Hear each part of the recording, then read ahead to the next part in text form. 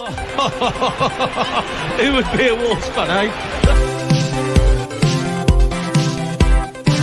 On goes Bull. People might yet win it here for Wolves. Blasting the shot. What a goal!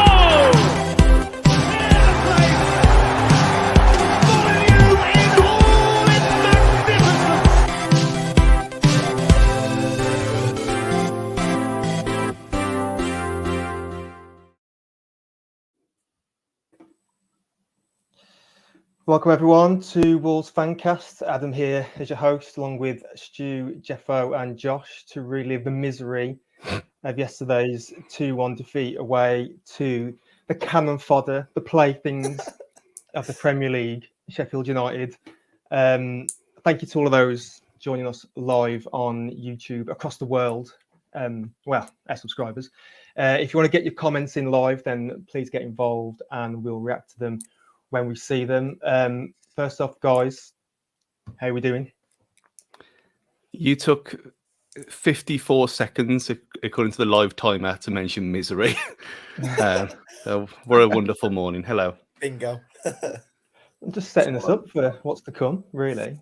All the misery. I would have had misery if you hadn't pulled down your out-of-date clock, Stu, from the wall before we began. That was what peeked behind the curtain before Fancast went live. There's not a nail to hang myself off. That's where the clock normally is. Jeffo, Josh, how are we doing? Alive. Yeah. No, not too bad. That's a good start. It's as well as you can be after that. What can be described as a football game yesterday? As discussed prior, just disastrous weekend of sport, At least we can hang Robert Jones off that nail beyond his head, off that nail beyond Stu. That might be the bit that won't make up for it. We'll get to Robert Jones later. Is it his fault? Who knows? But first an announcement, people. For what I'm going to be nice. I'm not horrible all the time. I spent the morning at the soft play at the Wolverhampton swimming. What is it? What's it even called? Wolverhampton Swimming and Fitness Area, something like that. What one, Bentley Bridge? Yeah, the Bentley Bridge swimming place. That's the one. Yeah. So I said I'd give him a little nephew Rory a little hello. From Trowbridge near Bath. And it's nothing to do with me. He's chosen to support Wolves off his own back. Rory. So a lifetime of misery. Again, bringing it back in shoes. But saying it's DNA. It's not DNA, obviously, because he's through marriage. But there is evidence of his mom here in 1994. Old Molyneux there looking away from the camera. So she can deny it all they want. But her and lovely wife there and brother-in-law, who are both Villa fans apparently, at Molyneux before Villa Park. Duly converted. And hopefully they listen tonight so they can... Oh, they are. The misery with us. Yeah. Good morning, El. So, Stu, as you were our kind of reporter in the field, apart from the game, which we'll obviously get onto in a sec, how was the overall journey and selection of northern pubs pre-game? We went to Worksop as our usual haunt before Sheffield United, as did the Tatters. I think there was about four coaches worth turned up altogether, so that was a bit of an invasion. The selection of beers in the Wetherspoons was impressive, as you'd expect. As always. Yeah. £4.08 for the first 2 pints with my old discount, which was a nice start. Then we went to the pub around the corner, the Unicorn, to give it its comeuppance, which had a sign saying "out of date crisps, buy one get one free." And I thought, well, if this is going to be a sign of the day to come, then so be it. But yeah, we got there, and day was fine. 6 points standard. Got there, absolute mental crowds outside the ground. Stewards doing. It would have been preferable, that whole thing at West Ham where it hardly patted down at all. If they'd have done that, it would have been better because it was almost like cavity searching every single person with 10 minutes to go, and there was 2,000 people stuck outside. It was overkill for no reason at all. So everyone piled in. So obviously when I got into my seat with about 2 minutes to go, and then the last post started, but you got all the people downstairs in the concourse all shuffling through, obviously making a load of racket, which is kind of it wasn't the best look really. But again, I'd had my poppy on. I completely forgot that it was going to be played as well. So it's just one of them things. But when you, like everyone knows now, when you select your tickets for away games, you select it on the map so you know where you're going to be. The first time I've experienced this, that their map was wrong. So where we thought we was going to be, what block we were going to be on the aisle, because my mum's small, so she could see over not giants in front of her, so she had a little bit of gangway to look over. Nah, the complete opposite end of the stand, and I thought, well, this has happened before at Leeds where they give us the wrong block, which got sorted. It was everyone. Everyone had got the wrong seat in the wrong place, which obviously increased the tension in a morning that was pissing down, freezing cold at 7 to start with. We got there, it was even colder, obviously going north. Thankfully, I had my £26 Sports Direct Wolves Wenger jacket that we bought in the summer sales to keep me warm. But that was just before kick-off, and it was already fucking miserable as anything. But then we had the first half after we had the lineup. Yes. So about the game then. So there was obviously a few obvious talking points following the game yesterday, which we'll of course get to shortly. But firstly, there was the matter of which starting 11 was to take to the field. Now, as we know, we had an enforced change that we all knew about with Neto's injury ruling them out for the next few weeks anyway. So the changes we got were Big Sasa coming in for Neto and Tommy Doyle being rewarded for a few good showings lately, getting the nod over Booba T for a start against his former club. Jeffo, did you think these were the right calls? I mean, you always want to give somebody a chance with like Tommy Doyle against his old club. It's always that football cliche that everyone performs well against the team they used to play for. But I just don't know. It might just be hindsight with me that thinking that Doyle and Lamina isn't going to be a combo that works too well because they tend to be standing on top of their toes too much. And we didn't really see, particularly yesterday, the best from Lamina. But Boubacar Touré's done well when he's been involved in the side, and the fact that you got Joe Gomez as well on the bench, who is arguably the best midfielder at the club at the moment. Maybe it wasn't the right choice, but I say hindsight's a beautiful thing. So maybe they should have gone with that. But Gary's been doing a good job recently, so I can't really complain too much. Yeah, Josh, what are your thoughts on the lineup? I put in like one of the group chats before the game. It had earmarks of bullied in midfield, and I did think that a little bit. Like Tommy Doyle looks a good player, but it's a little bit. You go away cliches again. You're going away from home. You want a bit of steel in that midfield and stuff, don't you? And I didn't. I just thought, chance we get bullied in midfield, and it kind of turned out to be that in the second half. But I think for me, the biggest talking point was I expected Sarabia to play. And I think it's pretty damning that he didn't even get. Did he even come on? I can't remember if he come on or not. No. Didn't even come on. He's like, in theory, he's the Neto backup, and he didn't even get a chance against bottom of the league, Sheffield United. I think his Wolves career is practically over in it, really. I'd say so.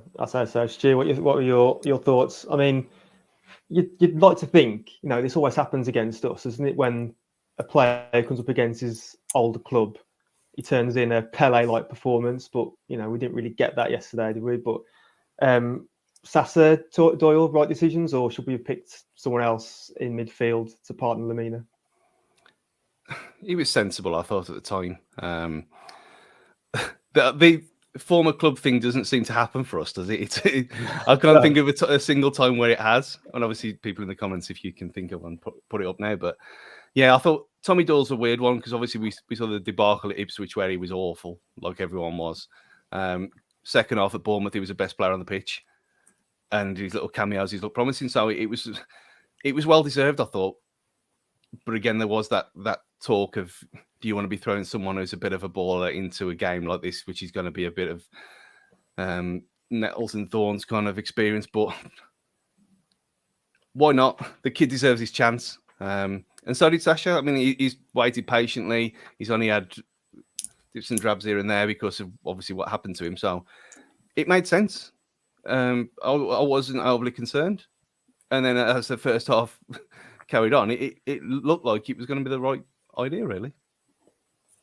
Yeah, so about the game then. So we come into this game 5 games unbeaten, and we were coming up against, and correct me if I'm wrong, statistically the worst Premier League team in history at this stage of the season. So you'll be forgiven, I suppose, if Wolves fans had reason to be confident, let's say. But we've seen this film too many times before, haven't we, to know that maybe we shouldn't really be shocked by what transpired. I mean, stripy team, kit curse for a start, isn't it? I mean, I think stripy kits just be banned because we never seem to get much joy. And I'm looking at you, Huddersfield, when I think of that.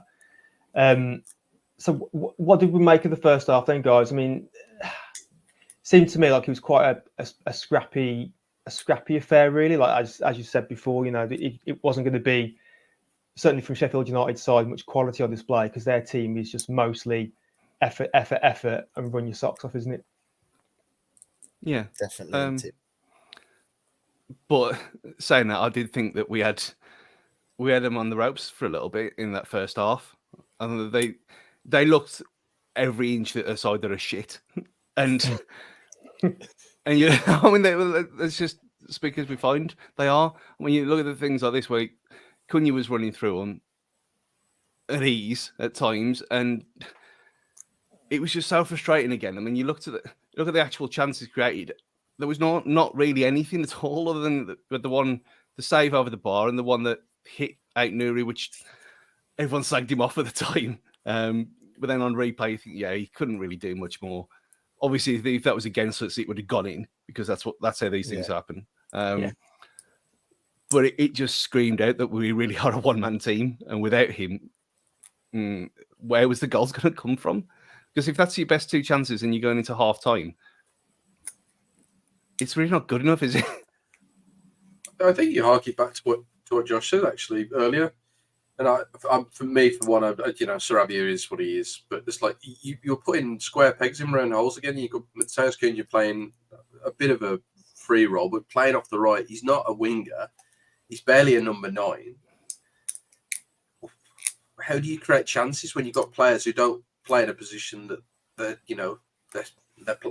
put in by a manager? That's not his role. And you've got somebody like Sarabia who can play as a winger, sitting on the bench.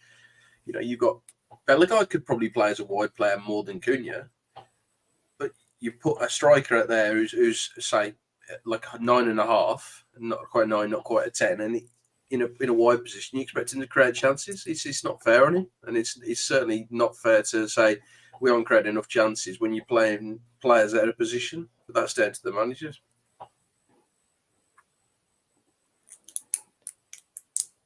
Yes, what you reckon, Josh? You first half, how do you think it went? I don't really know. I think it's hard to say, isn't it? Because Sheffield United is going to dig in. It's going to be a performance where, like we've done it many a time, you dig in, they've got 5 at the back, Eckenbottom's going to go out and gone. They'll give him nothing to give in the half time with. As the game, I've saw they put in a couple of like meaty tackles and stuff like that. It's probably typical. You thought, get into these like foreign players and you might get someone off and they might give you a reward. It's raining, it's Yorkshire. Like when we went there in our promotion season on a Tuesday night. It just had such a vibe like that. Yeah, like it just had a vibe of that, of like get under our skin and things. And okay, I guess, I know it just hit him, didn't it? Like you say, it would have gone in for anyone else. But it's hard to say because you made 2 changes to start the game. You're playing 5 at the back. You're not going to create much against the 5 at the back. The big thing that disappointed me is obviously player for player, we are a better team than them, and we haven't come away with the win. That's really frustrating for me. I like it that you said this is Yorkshire. Like when like you go to Galatasaray and they have "Welcome to Hell." Sheffield United have "Welcome to Yorkshire." Just like going to put them off. Well, the picture of Pie and Sean Bean either side of the letters. Sean Bean just saying "bastard." You just know what I mean, though, don't you? Look like this is Yorkshire. You just see what's going to happen. He just had that vibe before the game. I said to him, mate, I'm just not feeling it today. And you just knew what was going to happen. Oh dear. Well, I mean, like I say, it's quite a scrappy affair. I mean, like chances wise, I think we had like the Semedo had a snapshot, as we said All that. before. Kinyazefi was tipped over the bar. The Hwang and Nori, bit of calamity there. Were we guilty sometimes of overplaying, do you reckon, in the first half? And I'm thinking specifically, and there was a chance, I think was it Cunha who put Semedo through, and he chose to like square or pass when he should have. They had a really good chance to shoot, and that was a standout example I can think of. But I think there were some others where we'd not lost possession quite needlessly of over, from my view anyway, a bit of guiltiness of overplaying. Do you tend to agree with that in the first half, or could we have been a bit more direct? The one thing I do think is, I don't skip ahead a little bit, but we'd never score that goal Sheffield United scored in the second half, would we? We would never get that from 25 yards out. When was the last time we had a one-on-one? But we'd never have a player take a shot from 25 yards out like that, would we? Well, we did, but he's in Saudi Arabia now. Yeah, like running through on goal and stuff. We'd be trying to walk it around the keeper. And I can't remember the last time we scored a genuine one-on-one.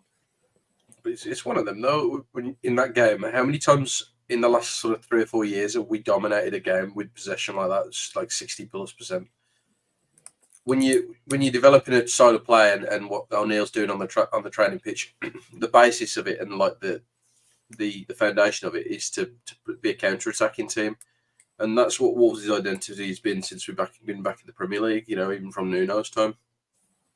We've never really developed a style of play where we've been able to create chances in a as you say, Pricey, a more direct way. When we played against teams who've been in the bottom 5, bottom 6 of the league, and it's telling really that they're still to this day, you know, how many years later that we've still not been able to do it. But it's something that needs to be worked on over weeks, and I know O'Neill came across very well on the Monday Night Football when he was doing the tactics, but something that you do over a week or a couple of weeks ain't really going to make an effect in an overall gameplay style. You know, it's a lot to ask to change a whole philosophy and a whole ethos in a bunch of players in such a small period of time. You know, with the game that he was talking about on the Monday night when he was on, you know, we were still very much a counter-attacking team, and we played to our strengths. But when we're asked to break teams down, it's the same old with Wolves since we've been back. We can't do it. We can't create chances quick enough. We don't move the ball quick enough, and we're not doing enough with the progression. There's too many touches. There's as you say, overplaying it. Too many passes. It's frustrating to watch. Yeah, I mean this stat surprised me. That Doyle had 91.9% passing accuracy. Didn't see that coming. Because there was a lot of sideways and backwards, like Carl Henry sideways and backwards in that. And he didn't seem to stand out whatsoever for me. And I think that comes to what you said, Jafar, that it is a change of style, that we are trying to keep the ball at last and not just hit people on the break all the time. But maybe a bit like the start of Arteta's reign at Arsenal, where you had things like this as well, where it was overplaying for overplaying's sake. But also, is that kind of a fear of going forward and having a shot themselves because other than Hwang and Neto, no one else does anything or scores? It's hard to say though, isn't it? But in Sheffield United, they ain't gonna. You're gonna have to be tedious. They're not gonna just. They're never gonna give you the game, and we haven't got the initiative, especially that Neto, to take the game to people, have we? And I guess that's the other thing I would have said about playing Doyle is, as much as because we never get that old club curse, do we? You'd have thought Sheffield don't know what he's going to bring to the game, you know. So maybe you switch it away from that and don't play him and do something different. I guess hindsight, but I'd have said at that time, like, oh, don't, because you know what, them 3 midfielders at Sheffield United, they know what he's going to bring. You know, they're going to get at him and things like that, where maybe a different option might have just helped us. It's quite interesting there, the comments that we're getting coming through on YouTube. Matt Bradley there saying thought they was toying with them at the time, and Sean Crow saying that, you know, we've only got 2 good players in our team, essentially. One of them's currently hurt, as he says, currently laid up at the moment. He made an interesting point earlier about Sarabia, because, you know, it was advertised, I think, on some other podcast medium that he's like our highest earning player, and by some stretch as well, he is. And at the minute, he just doesn't he doesn't get a look in at all, does he? I mean, No. apart from his 15 minutes against Bournemouth, which was against 10 men, and he didn't do anything. I can't think of, and obviously he's played in the League Cup, but he hasn't. It just seems as well that O'Neill just doesn't either can't find the space for him or just quite simply doesn't rate him. But I think, do you not get like a little bit of a feeling from Sarabia? There might be a touch of the Guedes is here and that he just doesn't want to be here. Definitely in there. I don't know. You know, I mean, at least that video he did when he first came, when his wife was expecting, it seemed like he genuinely did want to be here, and to have him in the leadership group, apparently, I just don't think he's good enough. I think Guedes is just a twat. I mean, he always has been his whole career. I mean, let's be honest, he is, and he wants to stay where he is now. Good, we don't want to see him again. And from reports that you hear that a lot of the players don't either. With Sarabia, he seems to be quite popular around the place. So I think he's just not good enough, or not built for this league. Like maybe other people we're going to bring up. There's other players in this team that are not built for this league as well, but we'll come on to him later. Well, so we'll move on to the second half, and kind of I think Sheffield United were kind of out of the traps quickest in the second half, and at least certainly for the first 15 minutes of the second half, they kind of had us on the back foot a bit. Dare say neither keeper was troubled unduly really for that first like sort of 15-20 minutes of the second half. Sasa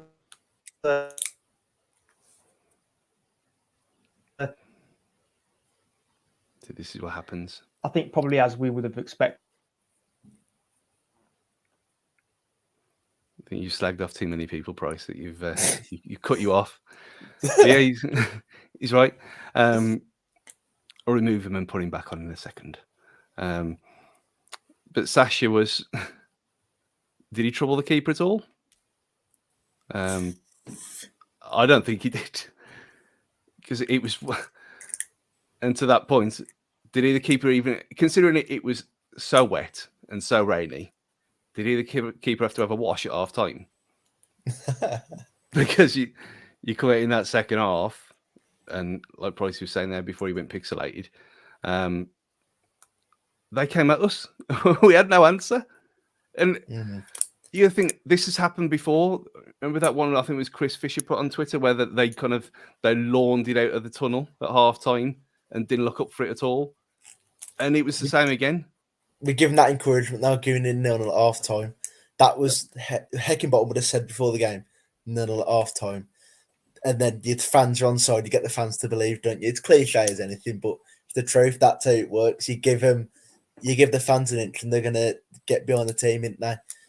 And they'd have thought Heckingbottom would have looked at that before the season and gone, that's a winnable game, that is. We could have been top of the league, won every game so far, and they'd have gone, winnable game, because it's just Wolves, isn't it?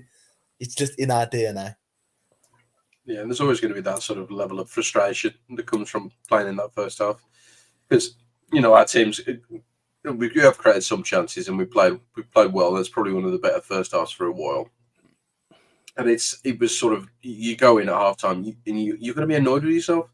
And all those players who in the dressing room are going to be annoyed. I'm not saying they get on each other's backs, but there's always going to be that thing in the back of your head, frustration. It's how the were we actually going to score a goal in this game? Because it just felt like one of those. And up to like before, the Cameron Archer finish, it felt like it was going to peter to a 0-0. It just felt like one of them games. Nothing that Wolves did looked like it was going to come off, and frustrating. And I can't imagine how it feels playing in that side when you're not creating enough clear-cut chances and actually testing the goalkeeper, like you said, because the goalkeeper did nothing for Sheffield United. He didn't really have a proper testing save to make. No. Are you back with us, Price? Nope. He's been summoned again. They'll remove him until he fixes it. No, neither keeper did have a save, and I did see some ridiculous slag. Let's get onto the Archer goal in a minute. I mean, there was the usual people slagging off Jose Sarr somehow, but according to there was a stat that we'll put up later. The XG on that goal was 0.03. And for your audio listeners there, Cameron Archer's goal was Sheffield United's first shot on target in 200 minutes of Premier League football. Because of course it was. Just our luck into. You know, it's just one of them. I got to give credit, like, it's a great strike, and I respect, like, the kahunas to take that on, because I'll be running that writing on net. But the other thing I would say with the goal, it's just so frustrating as well. How have we, like, got so dragged over to the one side off one throwing? We've been dragged over to that right-hand side, and again, like, that look, Totti kicks the ball and it bounces perfectly to Archer, doesn't it? But it's just like, how is it? Where's the back three gone? You know, in theory, Totti's our most. He's on the left hand side of the back three. He's come all the way across, and that ball's gone through. And like, you look who's running back, then like Bobby Traore, midfielder, and it's just like, how has that kind of happened? Yeah, and then, I mean, that does sum it up. The fact that it was Totti who loses the ball there, or gets his block wrong. That why is he over there in the first place? He just place. That's what I thought. When you look at how well drilled the systems have been against Man City and against Newcastle, and everyone's known their place, everyone's been in their shape, and it's been nailed into them all week. And even Bournemouth, 2 weeks of planning for that one set piece for the goal, and then all of a sudden it all just tits up because we're playing the worst team in the league. A basic throwing's what undoes us. Like, how? Yeah, it's the most Wolves thing ever. But and they were only 3-1 to beat us as well. So the bookies knew that we'd mess it up. I had £2 on them to beat us 1-0 at half time. Well, I am hopefully back with you now. By the way, I've relocated close to the router. But I can see you talking about the goal, which is what I was going to get onto next. I mean, I think heard you mention just then. So I mean, it comes from a throw in deep in their half, and it just goes all the way through, doesn't it? And then they get a lucky deflection off Totti, or depending on how you see it, a lucky hit from close range, or bad defending. And then, to be honest, I never expected what Archer did next. To be honest, I just thought no one did. Yeah, exactly. No one did, because I thought he'd either try and run it either too wide, or Boubacar would catch up with him, or he'd try a snapshot and he wouldn't go anywhere. No way in the world I expect him to do what he did. He could be out there all day today, and he wouldn't replicate what he did yesterday. But that was a bit of a kick in the dick, wasn't it? Really, that strike.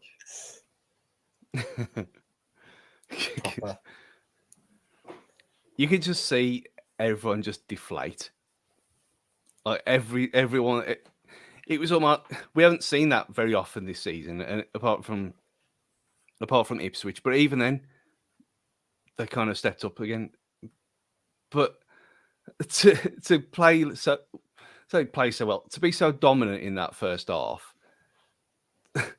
to then shit the bed, and then that happened. It's almost like, well, we've seen this tale told over and over again in the past.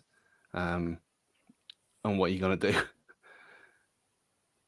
You just knew what was coming, didn't you? Like, it's almost boring sometimes. Just, you knew, like, we're on such a good run of momentum as well. You're thinking, like, oh, I saw a stat, Wolves could be up to 8th.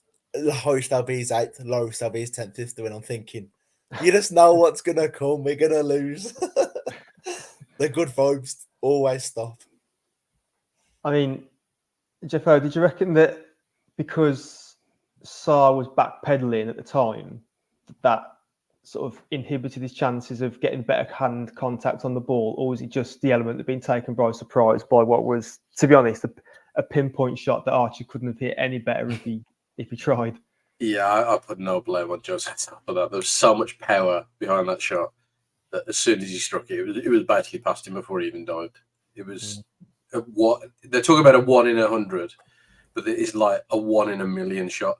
If he stayed on the training ground for fucking 8 hours, he'd hit it maybe once. It was fantastic. Probably the best goal he'll ever score in his career.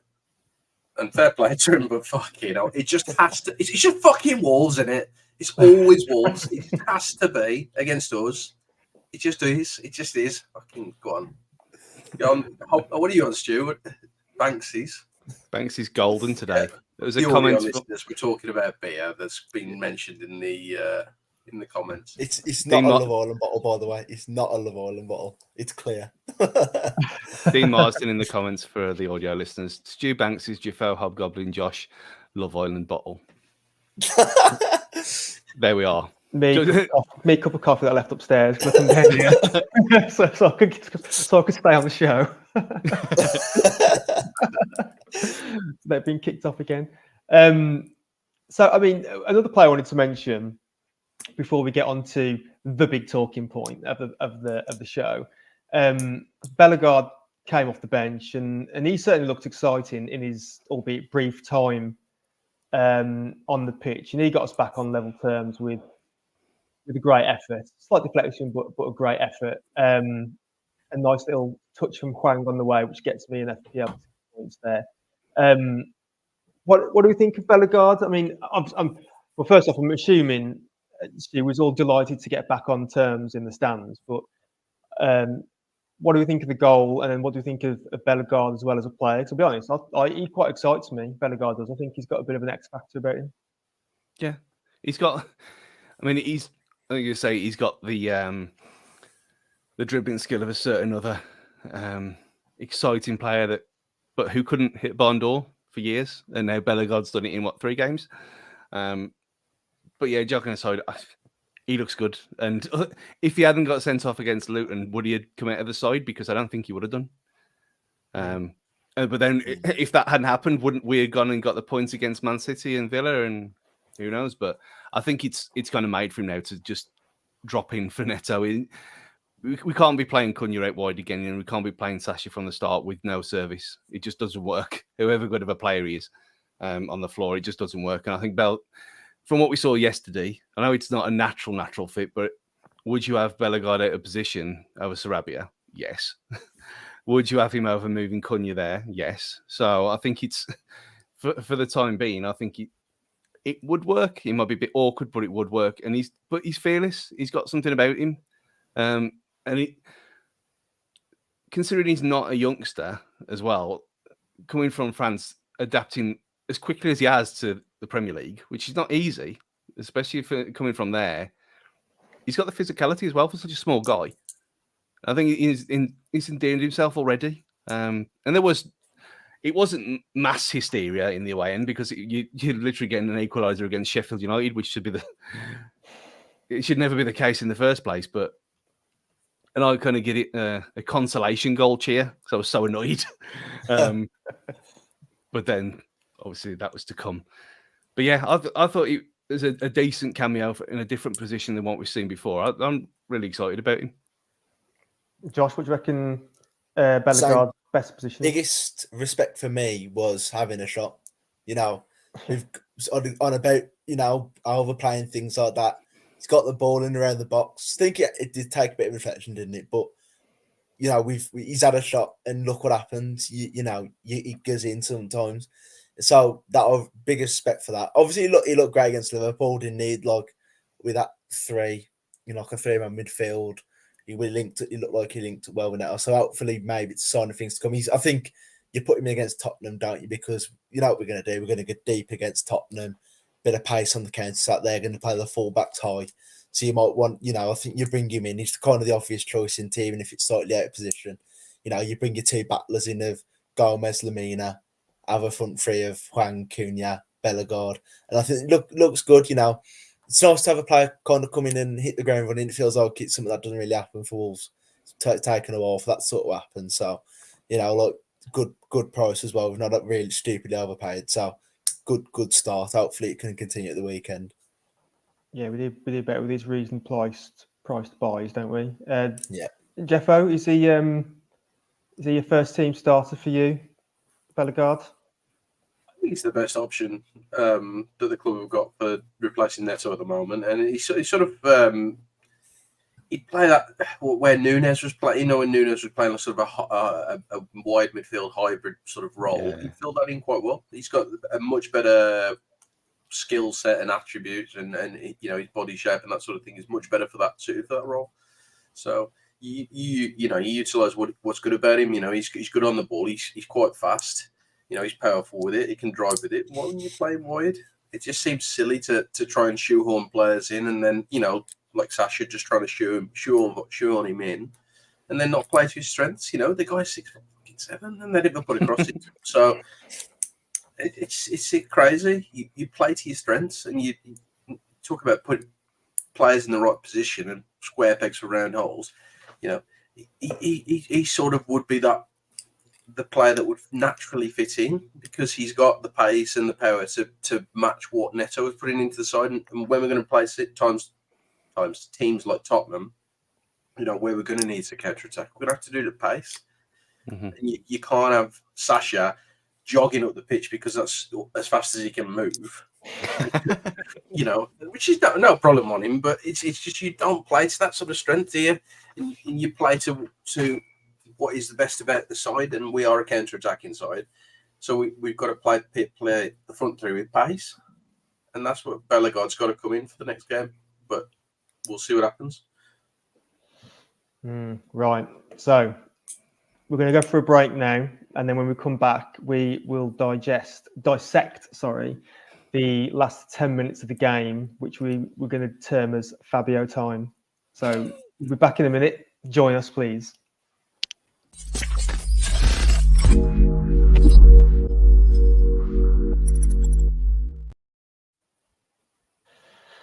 Right, welcome back, guys. Now, we have to talk about Fabio. He came on, and if we are honest, had a bit of a nightmare 10 minutes, well, plus 8 added extra minutes of nightmareness as well.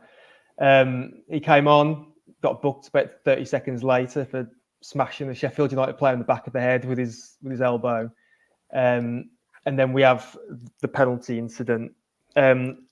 When I watch this, when you have that instant flashing before your eyes of something just before it's about to take place, and you just see it in your mind's eye of what's going to happen. Well, I had that when Fabio kind of hesitated to clear from our area, and then obviously the incident happened. I guess the first question I'm keen to get from you guys is, was it a penalty? It's like Fabio Final Destination. Yeah. I mean, let's just put it there. In real time, I thought it was 100% a penalty. And when he gives it, then you know that's it. I know everyone's going to come at me again. I'm not even talking about VAR anymore because it's pointless. But from the point of view of what it says, is that going to get overturned as a clear and obvious error? It looks from that one angle like he stood on his foot. You can argue it. You can argue that he doesn't. But when we all got back on the couch yesterday, and everyone was, oh well, they've stayed on Sky to disgrace and Gary Lineker's, etc., etc. But Gary Lineker's been wrong about so many things this season already.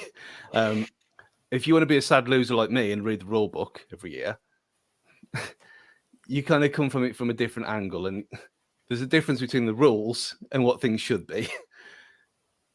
In law, he's given the penalty that is never, ever, ever going to be changed by looking at the replay that shows what that did. And we saw that last week against Newcastle.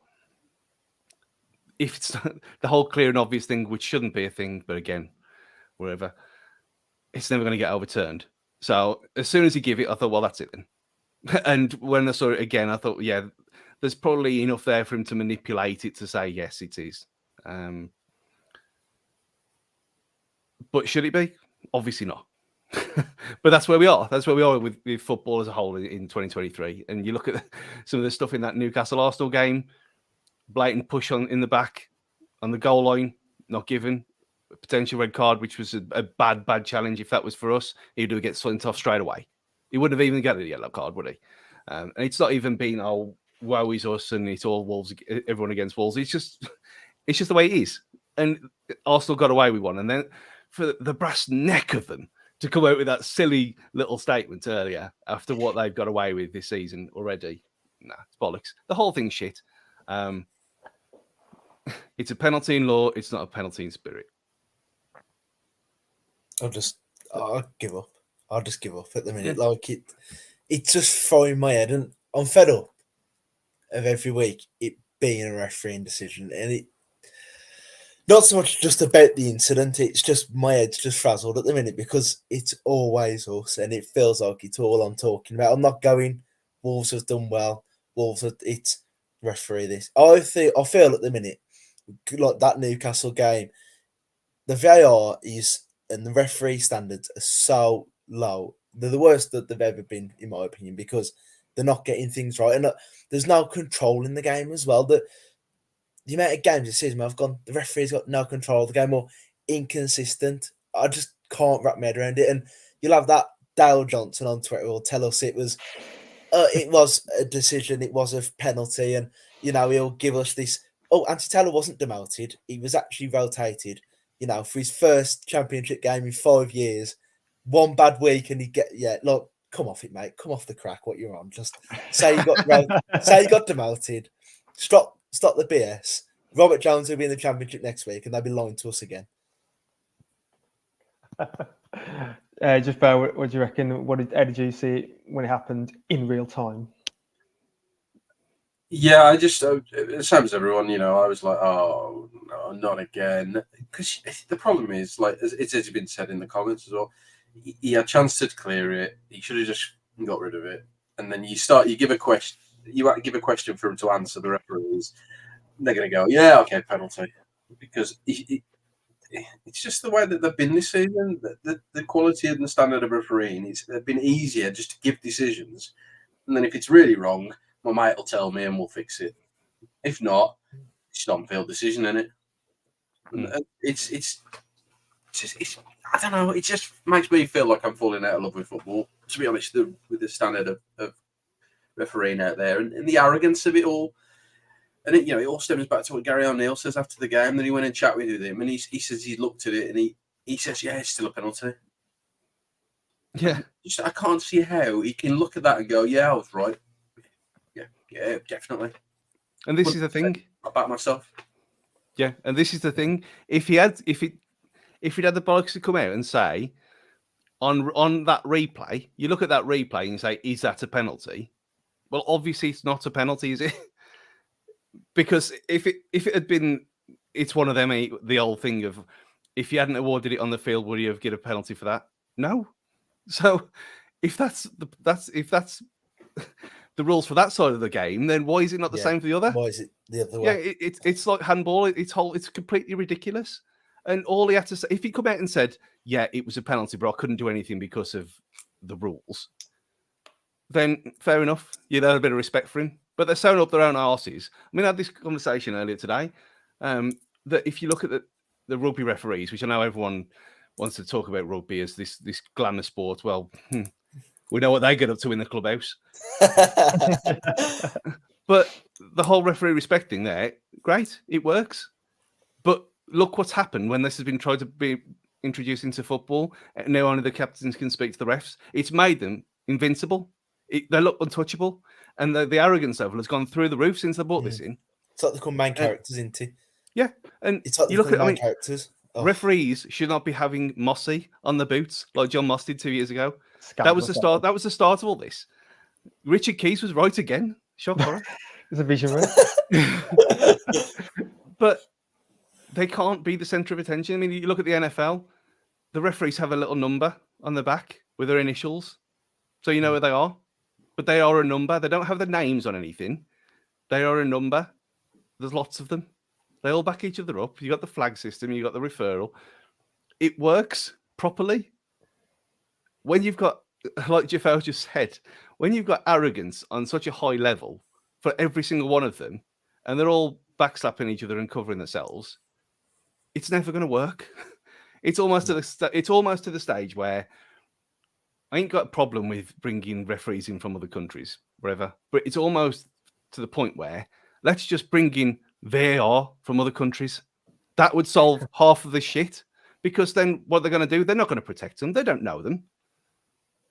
This pally nonsense is the reason why all this stuff's happening, because the technology is fine. The technology is fine. We brought Jared Gillett over because he come with a glorious reference, and he's been dragged down to our level, hasn't he?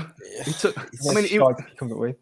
thing is, he was all right in the Championship as well. But look what happens. You give him the power. This is what happened to. So this is what happened to Skeletor. He was drunk on power and he went mad. And these people have no respect for the game. All they're there for is themselves. And if you're a referee, what is your being anyway? You want to be in part of the game. You want to be part of football. You're not good enough to play, so you referee. Fine, it's a noble sport. It's a noble act. But when you try and make the game about you every single week, and then you want to back up your mate, it's on. It's never going to work. It's unbelievable, isn't it? What we watch it. Like the thing is, I'd love to believe it's like, and it feels like every week there's something against Wolves. But I think that incompetent, it can't be just corruption against Wolves because it can't keep it would not keep happening. It's just, and like you look yesterday, there was 3 VAR checks. There was that one where it stroked Dawson's arm and it's right against his body. That Lamina one as well, and the Fabio. It's like they're looking for it, and then Jack Robinson, the little shithouse, thinks he can kick Cunha Kari out, and there's like 30 seconds look. And it's so infuriating because next week we're going to be playing bingo, and you're probably playing bingo on the preview of what decision and what minute we're going to get done by VAR this week. The Wolves' way is that we lose to the bottom of the league this weekend. We'll probably go and beat Spurs now, won't we? Yeah. In the next week, with VAR in there as well. I mean, one of the comments there actually was made there. But, I think it was Matt Bradley. One of the comments made about like Fabio's hesitation was the doing a bit, and that's what I meant. That was my kind of Fabio final destination flashback. There was that as soon as I saw him do that hesitation and not just hoofing it clear straight away, that's when I had that little thing of like, oh no, I just sense my spidey senses were tingling, and I thought something was just about to go down. But I mean, well, we know it went down. It was bloody Bulldog. It was Sam Bulldog. He was the one that went down, didn't he? 5.9. I mean, you think like all these decisions every week, surely, right? It should be. I use the word "should" there in big bold letters. It should be embarrassing for the Premier League, shouldn't it? The best league in the world, and it is the best league in the world. But we have to have, surely to God, the worst refs in the world. And I think another one of the comments I caught there just was about the refs have made a rod for their own back about making these types of decisions. Because I think at the minute, that was it. It's still with there. We made the comment there. The refs rolled themselves into a corner. Everyone's got to settle for sketchy shit pens because they've left themselves with no option. I think because they've set a precedent with giving something for as minute as that, they've got to give it all the time now. They can't not give it, because as soon as they don't give one, they'll look at all this bank of evidence of these crap penalties being given and say, well, there you go, you're not being consistent. So they're being consistent, I suppose, in giving consistently shit penalties. They've done it before. They changed the rules, and I'm going to say made up the rules when they sent Lamina off last season, because that had happened every game of that season. And then we suddenly got to our game against Southampton where it's a 6-pointer, and this rule appears, and I think that might have been Jared Gillett. Yeah, racist. And it was absolutely, I don't want to use that word, but absolutely ridiculous. Well, you can, yeah, but it's absolutely ridiculous and apparent decision from a referee. And you say they might not want to do that, but they do that. They do change week to week because there's no consistency in the bullshit that comes. And then they got the balls then to send their little crony onto Sky Sports on Monday or whenever it is and say, yeah, these were all right. Yeah. And then fucking Jim White standing there going, the fuck's going on? I mean, Mike Dean kind of confirmed all this, didn't he? In his weird Mike Dean way, where he basically said that he didn't want to hurt his mate's feelings. Yeah, with a Cucurella one. Yeah. Well, there you are. You've literally got it in writing that the whole thing is bent. It might not be corrupt for the reason that we all think, but they're not refereeing the games properly. So if that's not the case, then surely it's only going to take someone to bring legal action because it's out of control now. Was the incident not the same? Very similar to Huang's last week. Yeah, it was exactly the same situation, and because it was given on the field, they can't do anything. But in that case, don't give it on the field. Just leave. It wasn't. It looked a penalty to start with. Yeah, fine. And like I said earlier, I thought it was at the time. So you're going to give the penalty. But if you're going to do that, you've got to have to change the rules somehow, just to say, just get done with the clear and obvious stuff, because they use clear and obvious when they want to anyway. That's not consistent in itself. Look, guaranteed we'll see this at some point. A fell very similar to what we've had the last 2 weeks, given against one of the crown jewels of the Premier League. It'll be overturned, guaranteed. Oh yeah, and absolutely. At that point, what happens then? Well, you've already got 2 examples for us in 2 weeks. In 2 weeks, back to back, the rules of the game haven't changed, and when that happens, everyone is rightly allowed to go mental, like Gary O'Neill is constantly every week. I mean, he's going to be. I feel for him. He's going to be like Leslie Niels at the end of the season. He's going to be that grey. It's going to turn. And well, I make at the minute that's 4. Correct me if I'm wrong. You might know more, but I mean, is that 4 VAR Rogerings we've had in 11 days? 11 days. It feels like it. 11 games. It's Man U, Luton, Newcastle, and then yesterday, isn't it? Is that those are the main ones? Yeah. I mean, Man United was the worst, because when they show the audio and they even show they were completely incompetent, they weren't even looking at the right thing. Yeah. Luton was a weird, mad loophole thing, which will never happen again, but he's actually technically correct again. Yeah. But this is the problem. All of these things are technically correct, which is a bigger problem in itself. And like they've said, everyone has said the same thing, that the rules are made by people who've never kicked a ball. And this is the problem, because they don't know what they're doing. It might look good on paper and think, oh, yes, if you do this, then you have to be punished in this way. But then when it actually happens in reality, it doesn't make any sense. And it's not going to change. So we're going to be talking about this over and over and over again every week without fail, because nothing's ever going to change. They're going to get more arrogant. The needs reworking, in my opinion. Because how can yesterday you think about the penalty that Fabio's give away? So whoever it was, he went down. He's going away from goal. Fabio's gone to tackle him in a box where Wolves had all the players back. How does that constitute a free shot from 12 yards? It needs reworking. I've said this for years. I don't know how you rework it, but how does that constitute a free shot from 12 yards?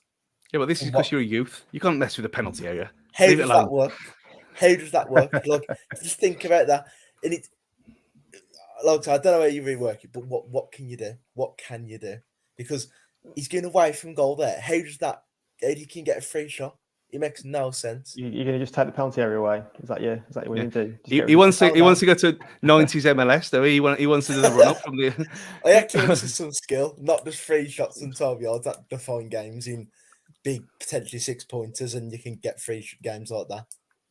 I mean, the first thing we could actually do is not try and kick people in the penalty area, which would be a nice change. I mean, that would help to start with. Kick the floor and people are going down. Away. Don't give them if you don't give the refs the option, then they can't fuck us over. It's simple. Away, this is Wolverhampton Wanderers. Have you not seen VAR the past 3 years? Well, look, I mean, we'll wrestle it away from VR for just a minute, and Jeff, welcome to this one. So, I mean, rate him or hate him, and I know there's a lot of people out there really don't rate Fabio. It was sad to see him. Really sad to see one of our own players in tears at the end of the game. No, I mean, we know, as I said before, he had a terrible 18 minutes, didn't contribute really anything. Like I say, he had the yellow card straight away. He had a missed header, but that was offside anyway. And then conceding the penalty. I mean, what's your thoughts on that? Because I really want him to succeed, but I certainly don't want to see any of our players leaving a pitch in tears. You can clearly see that it's affecting him. Yeah, I mean, it's no one wants to see a player upset like that and in that sort of moment. But you're talking about a league game against Sheffield United. If it was a semi-final that we've been knocked out or we'd lost a final and he missed a penalty in the final, then that reaction's probably warranted.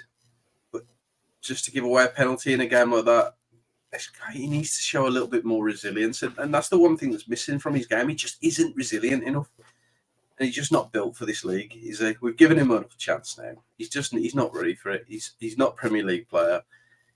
He's good in a league like where he was at PSV in the Eredivisie.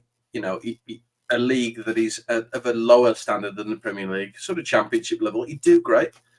He'd be a fantastic player, but he's not built to play in the Premier League. He's just not. He's not fast enough. He's not strong enough, and he certainly hasn't got the resilience mentally to obviously do it because he's acting and reacting in such a way. And it's sad. It's sad to see a young player be brought to a club for such ridiculous money, so much pressure put on his shoulders. We all know what happened with Raul Jimenez and that whole situation that occurred to him playing more games than he probably should have done.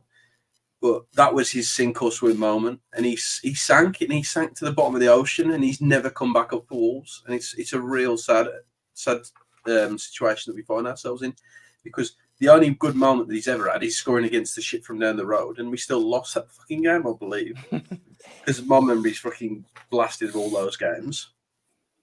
But it's one of them. He's never going to recover. He would need to have a monumental season at Wolves and just scoring game after game after game to recover any sort of, face. And Martin puts in the comments, he's on 80 grand a week. How could somebody who's barely played a minute of football at a professional level before he comes to Wolves be on that stupid amount of money? It's silly. It was total mismanagement as a signing, and the club made a massive mistake and potentially destroyed a young player's career who could have been a lot better than he is. But he's not built for this league, and it's a real sad shame. But they're going to have to cut their losses and get rid of him, because that's the only way to move forward. I mean, Josh, do you think that, as a flip side, to Jaffar's comment there, saying that it's only a league game, do you think that getting upset is because it shows you how he cares, how much he wants to succeed? He doesn't get that many chances. So he came on yesterday. He only had 18 minutes, including the added on time. And he's trying to make an impact when he comes on, and to see him have, he probably acknowledges that it went such a nightmare. It's put him back, quite a bit. That performance yesterday, does that emotion show that he cares? That his will to want to do well is there. He does. I've got to admit, I can't kind of fault some of in some of the games. He's showed some endeavour, and he's just generally been unlucky at times, but he's just not going to cut it here, is he? I think we've got to kind of accept it now. And I think you think of the momentum he had coming off the pre-season, like Dublin, Luton, Rennes, I put on Twitter yesterday.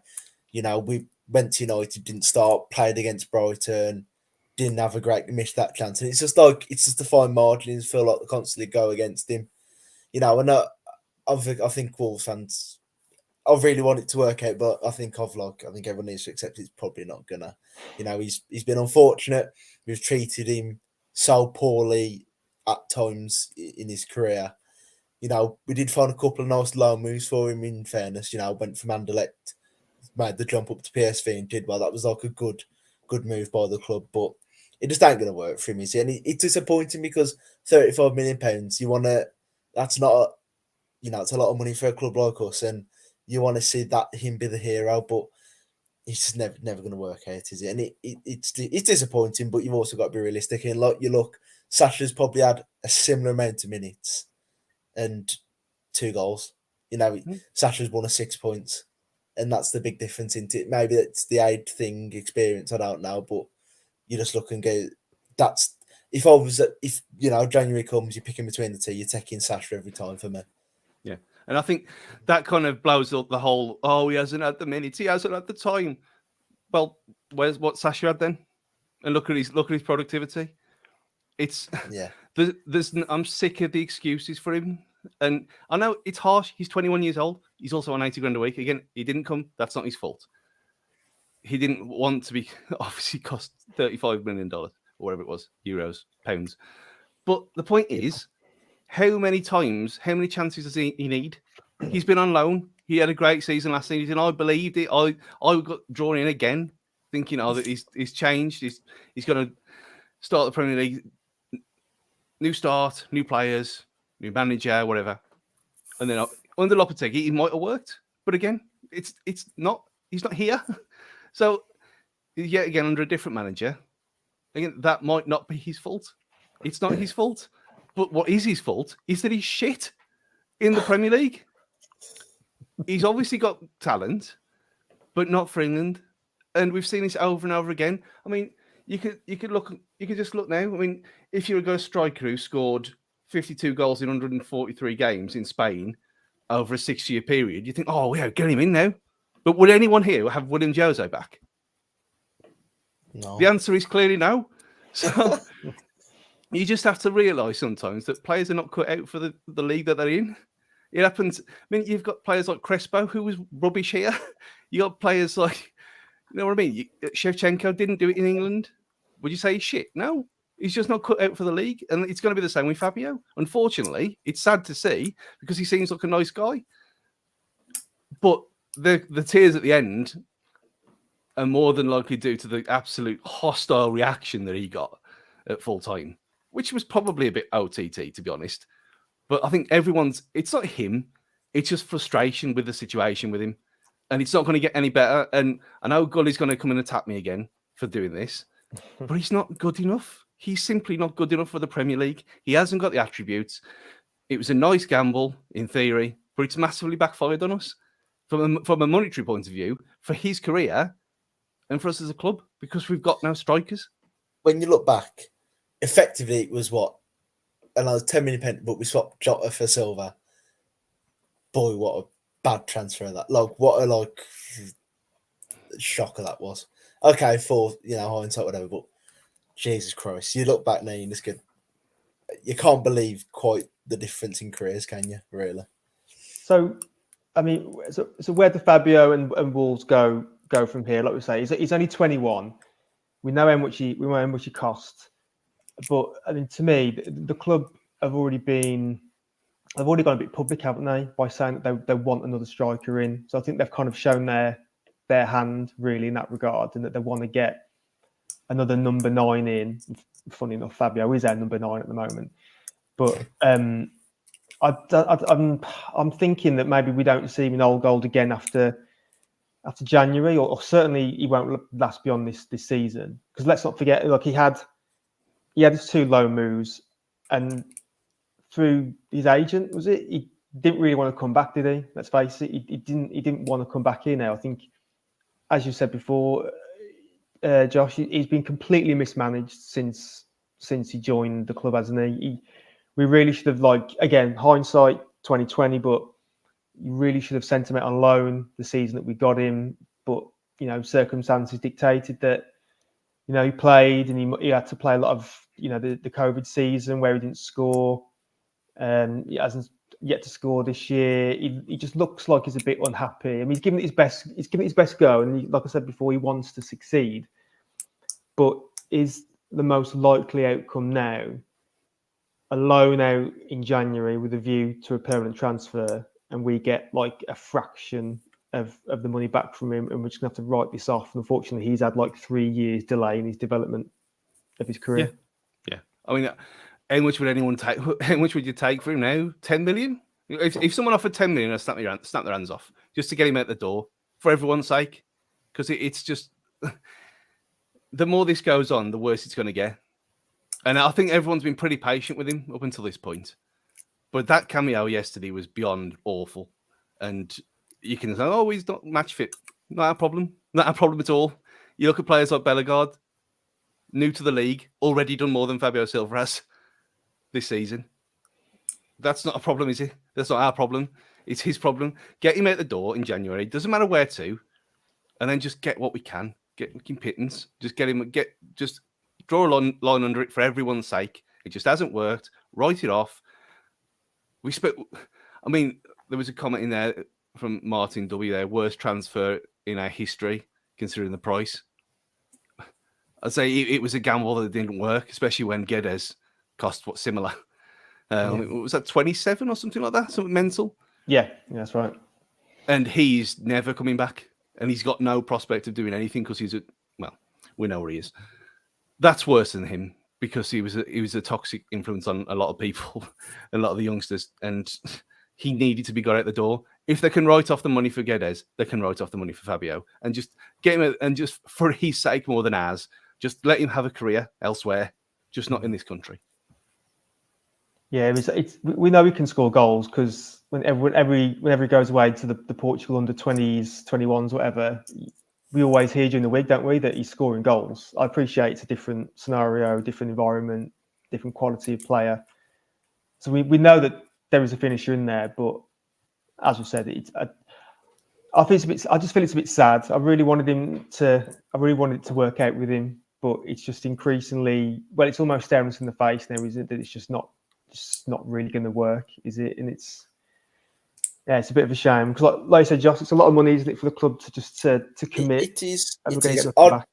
I remember, I think I might have been after the pod after Liverpool, and that's when I'd realised it just weren't never going to happen. He come on and he just did nothing, and it's a shame. But I think the problem is the youngsters. Like, you look at some of the best ones to ever come through, and they've got to have a standout quality in there, like pace, finishing ability. He's got good movement. That's about all I can give for him. And I think in the Premier League, you're going to get defenders are wise to that. You know, the seasoned veteran defenders that they know what they're going to get with the strikers. Far better strikers out there than him. You know, and we'll buy one in January for probably between 10 and 20 million, and he'll score probably more goals in the last 6 months of the season than Fabio's going to score for us. And it's the way it works. Sometimes it's just a shame, but what can you do? You can't keep it. Everyone's giving him a go. I think a lot of fans on Twitter, they get this mixed up that fans don't want him to succeed. They do. There's nothing they want more than Fabio to go and break Steve Bull's record, but there's also the practicalities. It's just never going to happen, and he's not good enough for that. Well, here's a question for you then, Jafo. We mentioned earlier, I think Stu mentioned earlier, that Sasa, obviously he's had similar minutes, scored 2 goals. Does Fabio Silva score the 2 goals that Sasa scored for us in the league? So against Everton and the one against Bournemouth? Simply no. No, he doesn't. He doesn't have the composure. He doesn't have the aptitude to do it. And Sasha, and the word was brought out earlier, but it is experience as well. He's played a lot more minutes. He's played a lot more games at a very high level. Sasha has. But he has an ability there. You can see with Sasha that he has a tenacity and a willingness to want to do it, and there's not many people in the squad that would, score the goal that he did, last week. And where he's come back, he's won the ball back against the name just escapes me. Yeah, and he won the ball back and then turned in, made the run straight away, finished it. You just don't see Fabio doing it. We've never seen that sort of guile and tenacity from him, and he always finds himself starting his runs from strange positions, slightly wider, or from too deep. It's never one where he works. It's a shame because he's obviously a good player, but he needs to find his level. And once you perform at your level, you're going to improve. You can't, if you wanted to improve as a footballer, you go and play at a level you were comfortable at, get comfortable and improve your areas of your game at a lower level. So then you could step up. You wouldn't go from not playing a professional game like Fabio did to being in the Premier League. It just doesn't happen. It would have been a lovely fantasy story, and it would have been brilliant for him, but it's just never going to happen. Never in a million years is it going to happen. So I feel bad for him. I really do. But like I say, as we've said, Sasha's obviously a much better footballer. So Fabio's minutes are going to be minimal, to say the least. So I might as well just get rid of him in January. Yeah, and I've got to pay 50 quid to my dad's charity because I said he'd score over 10 goals. So wonderful. For charity, though. Yeah, for charity. Good for charity, though. Right. Well, yeah. I mean, I say it's a shame. Shame. It'll end in tears, which it did yesterday. So on that cheery note, thanks to all you listeners, YouTube viewers, and for taking the show. And thank you to all you guys for your comments as well, adding to the show. Thanks for all these been our podcast provider. Please keep up to date with everything on the Fancast at Wolves Fancast on Twitter. I'm not saying X, still Twitter to me. Facebook and Instagram. Little Dan will probably be back before the Spurs game with a preview show. So until we meet again, it's goodbye from Josh. See you later. It's goodbye from Jafo. Yeah, on the other side. And it's goodbye from Stu. The other side of what? Death. I mean, that's the only thing. That's the only thing that's going to save us from VAR. So That's the only one. Jesus Christ. And that nail. And that nail in the coffin. Stu can put his clock back up, and it's goodbye from me. Keep smiling, everyone.